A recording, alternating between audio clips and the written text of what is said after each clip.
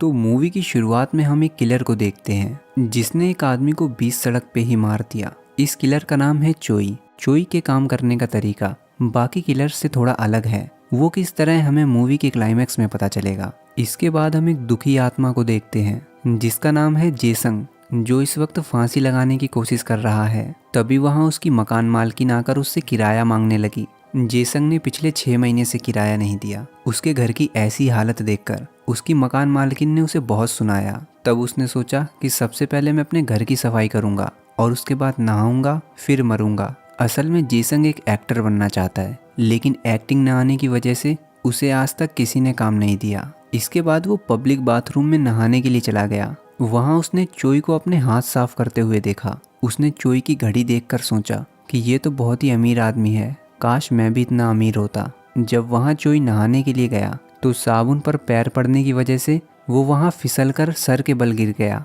और बेहोश हो गया। वहाँ जेसंग के मन में लालच आ गया। उसने अपनी लॉकर की चाबी को चोई की चाबी से बदल दिया और उसके पास अपना सामान रख दिया। फिर उसने चोई के लॉकर से उसका सारा सामान खुद रख लिया और मन ही मन सोचने लगा कि मरने से पहले क्यों ना एक दिन अमीरों वाली जिंदगी जी जाए। फिर वो सबसे पहले अपनी मकान मालकिन के पास गया और अपना सारा किराया चुका दिया, बल्कि उसने कुछ महीनों का एडवांस भी दे दिया। फिर उसके सूट से एक कार की चाबी निकली, जिसके बाद तो मानो वो खुशी से पागल ही हो गया। खैर, फिर यहाँ से वो अपनी दोस्त से मिलने गया। वहाँ उसकी दोस्त ने कहा कि अगले महीने मेरी शादी होने वाली है। अब ये सुनकर जेसन बहुत उदास हो गया, क्योंकि वो उसे पसंद करता था। अब उसे समझ आ चुका था कि पैसों से उसकी ज़िंदगी नहीं बदल सकती। इसीलिए उसने फैसला किया कि वो ये सब उस आदमी को वापस कर देगा। तब वो सामान लौटाने के लिए हॉस्पिटल गया। वहाँ जेसंग ने अपना सामान लेकर चोई का सामान रख दिया, लेकिन तभी चोई को होश आ गया। उसने जेसंग से कहा कि हॉस्पिटल वालों ने मेरा नाम जेसंग बताया है,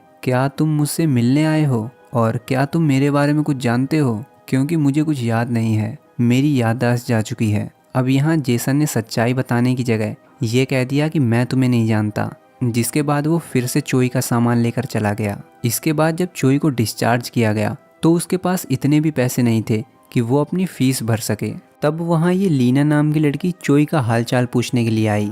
उसने चोई को बताया कि मैं ही तुम्हें हॉस्पिटल लेकर आई थी। अब ये सुनने के बाद चोई ने भीख मांगना शुरू कर दिया। उसने कहा कि तुम मुझे कुछ पैसे उधार दे दो, मैं अपने घर से पैसे लाकर तुम्हें दे दूंगा।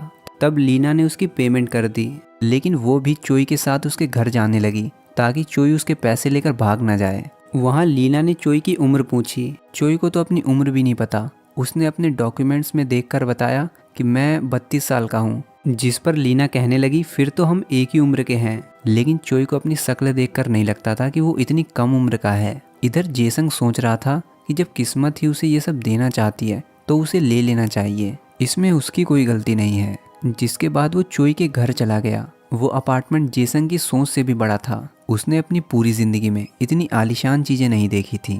खैर, इधर चोई जब अपने घर पहुंचा, जो कि असल में जेसंग का घर है, वहाँ की कबाड़ खाने जैसी हालत देखकर लीना समझ गई अब उसके पैसे तो मिलने से रहे। चोई भी अपने घर की ऐसी हालत देखकर हैरान था। वहाँ जब उसने टूटी हुई रस्सी देखी तो वो सोचने लगा कि शायद मैं खुद को फांसी लगाने की कोशिश कर रहा था, लेकिन मैं ऐसा क्यों करूँगा। वहाँ चोई बहुत ही कंफ्यूज था। इधर जेसंग जब टीवी चलाता है तो उसमें सीसीटीवी चलने लगा, जिसमें ये यून नाम की लड़की योगा कर रही थी। उसने चैनल बदलने की कोशिश की, लेकिन सब में यही आ रहा था। तब जेसंग इसी प्रोग्राम को देखने लगा। इधर चोई अपने बारे में जानने के लिए अपने पड़ोसियों से मिलने गया कि शायद वो कुछ उसे बता दें, लेकिन सभी ने उसे सेल्समैन समझकर भगा दिया। तब वहीं से गुजर रहे एक आदमी से चोई पूछने लगा कि क्या तुम मुझे जानते हो, लेकिन वो आदमी बिना बात के अकड़ने लगा। तब चोई ने 1 मिनट में उसकी सारी अकड़ निकाल दी। अब चोई सोचने लगा कि मैं इतना अच्छा फाइटर हूँ, मुझे तो पता ही नहीं था। इधर जेसंग ने सीसीटीवी में देखा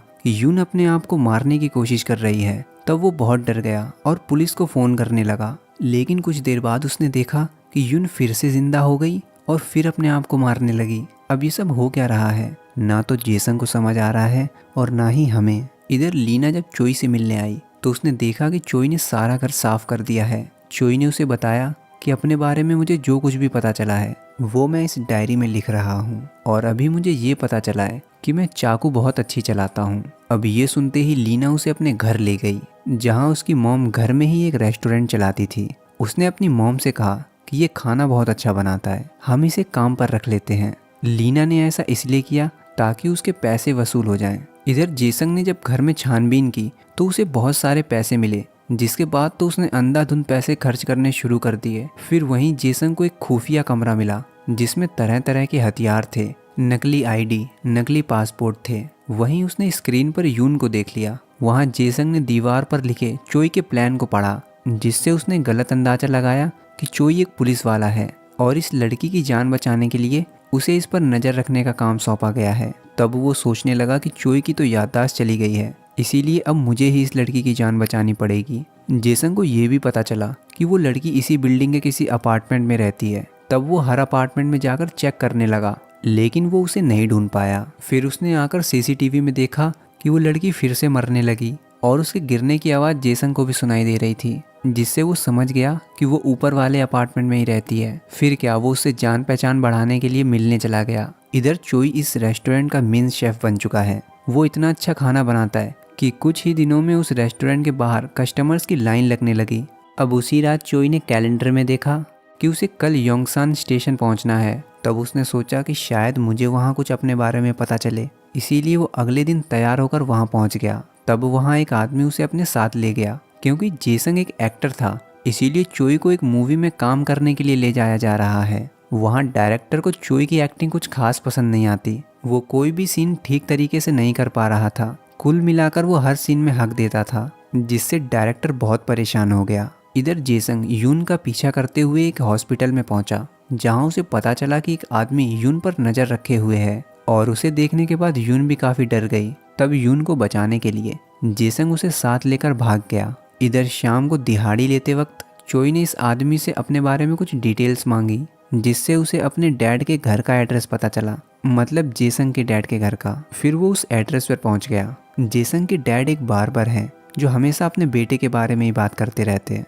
वहाँ चोई चुपचाप जाकर बैठ गया और उन दोनों की बातें सुनने लगा, जहाँ उसे पता चला कि उसके डैड का सपना है कि जेसंग एक बहुत बड़ा एक्टर बने, लेकिन अभी तक वो कुछ नहीं कर पाया। पर उसके डैड को लगता है कि एक दिन वो बड़ा एक्टर जरूर बनेगा। अब ये सुनने के बाद चोई ने ठान लिया कि वो मेहनत करके एक दिन बड़ा एक्टर बनेगा। इधर यून कुछ सामान पैक करके थर्सडे के दिन बाहर किसी से मिलने गई, लेकिन जिससे वो मिलने गई वो वहाँ आया ही नहीं। फिर यून ने सोचा कि शायद अगले थर्सडे आना होगा। इधर चोई अपना एक्टिंग ट्रेनिंग प्लान तैयार करता है और अपनी एक्टिंग स्किल्स को सुधारने के लिए मेहनत करने लगा, जैसे कि अपने डायलॉग्स को सुधारना, अपनी फिटनेस का ध्यान रखना। अब एक दिन चोई को एक फाइटिंग सीन में काम मिल गया। उसे लीड एक्टर के बॉडीगार्ड का रोल मिला था, जहां वो अपने कैरेक्टर में इतना चला गया कि हीरो के एक्शन सीन भी वो खुद ही करने लगा। तब हीरो कहने लगा, मैं क्या करूं, मैं जॉब छोड़ दूं। अब उसके एक्शन से खुश होकर डायरेक्टर ने उसे हीरो के राइट हैंड का रोल दे दिया, जहां ओवर एक्टिंग के 50 रुपए काटने की वजह डायरेक्टर ने पहले ही टेक में सीन को फाइनल कर दिया। जिसके बाद धीरे धीरे चोई दिन दोगुनी और रात चौगुनी तरक्की करने लगा, यहाँ तक कि लोग भी उसे जानने लगे। इधर जेसंग और यून की पहचान भी धीरे धीरे बढ़ती जा रही थी, यहाँ तक कि ये पहचान कब प्यार में बदल गई उन दोनों को भी पता नहीं चला। अब ऐसे ही एक दिन जेसंग को वहाँ चोई के क्लाइंट का फ़ोन आया। तब उसने चोई बनकर फ़ोन उठाया, जिसके बाद वो चोई बनकर उनसे मिलने भी गया। वहाँ इन्होंने कहा कि तुमने कहा था 25 तारीख तक तुम यून को मार दोगे, लेकिन वो तो अभी भी जिंदा है, तुम उसे जल्दी ख़त्म करो वरना हम ये काम किसी दूसरे किलर से करवा लेंगे। तब जेसंग समझ गया कि चोई कोई पुलिस वाला नहीं है, बल्कि वो एक किलर है जिसे यून को मारने का कॉन्ट्रैक्ट मिला है। अब इसलिए वो चोई के प्लान को जानने के लिए उसका पीछा करने लगा, लेकिन चोई ने उसे देख लिया। चोई को लगा कि ये कोई मेरा फ़ैन है जिसे ऑटोग्राफ चाहिए, इसीलिए बेचारा इतनी देर से पीछा कर रहा है।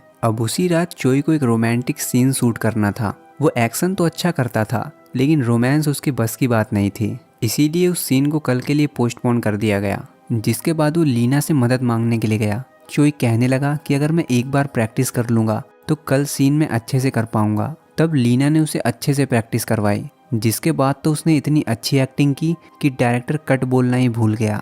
इधर यून एक बार फिर किसी के आने का इंतजार कर रही थी। तभी वहाँ जेसंग आ गया और उससे कहने लगा कि तुम जिसका इंतजार कर रही हो वो अब कभी नहीं आएगा, बल्कि तुम उसे देखते ही भाग जाना। असल में वो चोई के बारे में बता रहा है। यहाँ उसने यून से झूठ भी बोला कि मैं एक पुलिस वाला हूँ और मैं तुम्हारी सुरक्षा करूँगा मरते दम तक। इधर इन लोगों को जब पता चला कि यून अभी भी जिंदा है, बल्कि अब तो उसका एक बॉयफ्रेंड भी है। तब इनके बॉस ने कहा कि तुम्हारे पास एक आखिरी मौका है, किसी दूसरे किलर को हायर करो और यून को जल्द से जल्द खत्म करवाओ, साथ में उसके बॉयफ्रेंड को भी। फिर ये सब बैठकर सोचने लगे कि इस बार ये काम किस किलर को दिया जाए। तब इन्होंने एक एक किलर को मैसेज कर दिया, इसलिए कि जो पहले आएगा ये काम उसी से करवा लेंगे। लेकिन चोई ने इतना बड़ा नेटवर्क फैला रखा था कि ये सारे मैसेज उसी के फ़ोन पे गए। इधर चोई आज लीना की फैमिली के साथ पिकनिक पर गया है। वो सभी यहाँ बहुत इंजॉय करते हैं। चोई के लिए तो ये बहुत ही अच्छा दिन था। अब वहाँ से लौटते वक्त बारिश होने लगी और रेडियो में वही गाना बज रहा था जो चोई अक्सर सुनता था। जिसके बाद चोई को सब याद आ गया और वो तुरंत अपने घर गया। वहाँ उसने फ़ोन पर यून को मारने के नए कॉन्ट्रैक्ट देखे तो उसने तुरंत सीसीटीवी में देखा और उसे पता चला कि यून और जेसंग दोनों साथ में कहीं बाहर जा रहे हैं। तब उनका पीछा करते हुए चोई वहाँ पहुँच गया।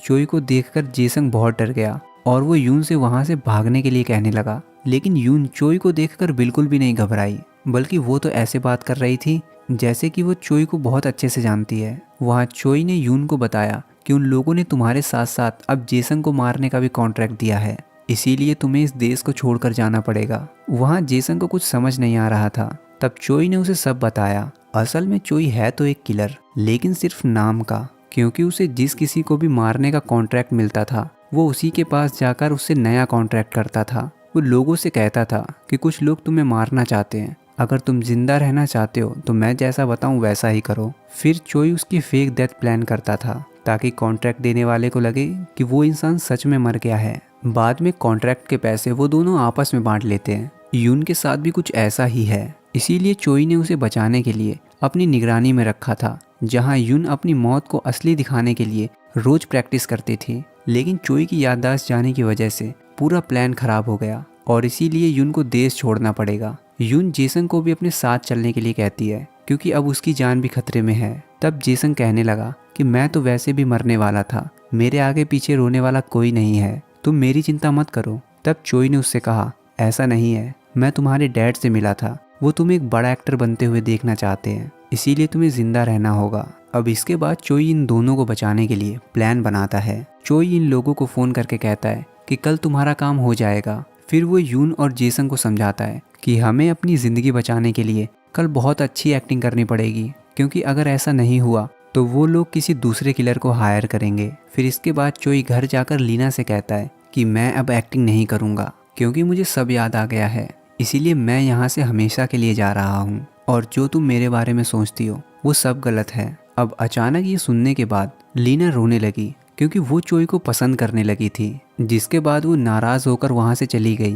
तभी लीना ने देखा कि चोई एक कार से कहीं जा रहा है। वो सोचने लगी कि चोई अभी तक इतना गरीब था और अचानक से उसके पास इतनी महंगी कार आ गई। लीना को कुछ गड़बड़ लगी, इसीलिए वो चोई का पीछा करने लगी। इधर ये लोग इंतजार कर रहे थे कि कब उन्हें यून की मौत का तमाशा देखने को मिलेगा। तभी वहाँ जेसंग यून को लेकर आया। उसने सबके सामने यून को चाकू मार दिया। यून भी मरने की अच्छी एक्टिंग कर रही थी। तभी वहाँ चोई भी आ गया और जेसंग को पीटने की एक्टिंग करने लगा। अब ये लोग ये सोच रहे थे यून के साथ साथ ये किलर्स भी आपस में लड़कर मर जाएं। इन दोनों की एक्टिंग चल ही रही थी कि तभी वहाँ लीना पहुँच गई। लीना की वजह से चोई का अच्छा खासा प्लान खराब होने वाला था। वो लीना को साइड में ले जाकर उसे इशारों में समझाने की कोशिश करने लगा और उसे वहाँ से जाने के लिए कहने लगा, लेकिन लीना कुछ समझने को तैयार ही नहीं थी। तब चोई जेसंग को इशारे में कहने लगा कि खड़े खड़े मुंह क्या देख रहा है मेरा, तू ही मुझे चाकू मार देना आकर। फिर जेसंग के चाकू मारते ही चोई ने यून की तरफ इशारा किया,